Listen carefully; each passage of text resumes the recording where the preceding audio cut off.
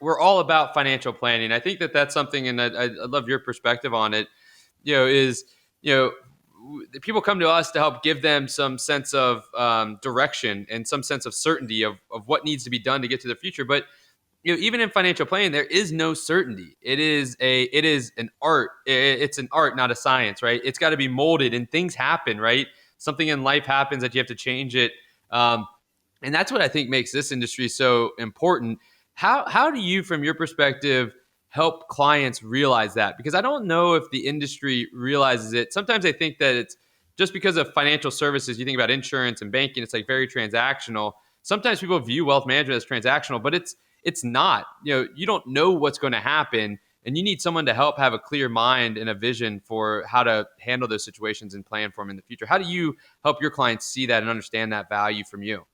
Yeah, that's a great point and question, Matt, and it's been a transition. Like I look back to 3 or 4 years ago at a kind of a pivot point or pivotal point with my firm, Tamma, where I, when I started the firm, people really saw me as the portfolio management uh, person, the money guy, if you will.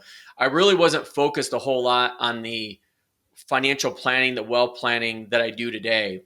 And one of, I think, the uniquenesses of Tamma and how I communicate it to people is a family office. And most people would never know what the term family office means unless you were, a high net worth individual, like you have $5 million in assets or more. But what I wanted to do and create with Tamma was this family office where people could get wealth planning, portfolio management, and tax prep and planning all under the same umbrella. So think of family office, but a new definition of it for the mass affluent, for people like you and me. Like I'm looking in the mirror and seeing, a young family with young kids. You have multiple financial priorities. You have multiple life priorities. And like, how do you do all that? And so 3 or 4 years ago, I became real intent on basically re-educating my current clients and obviously moving forward with newer clients on this is what I'm about. Like the value that I provide is all in the planning.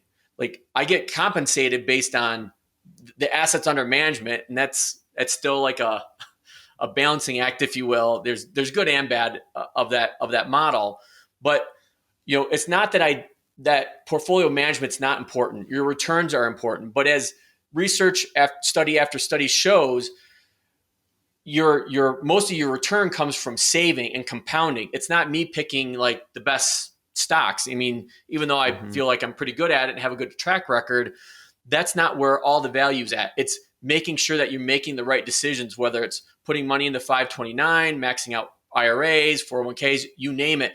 And also the things that people don't want to talk about and don't want to think about, and especially for younger people like us or have younger kids, estate planning.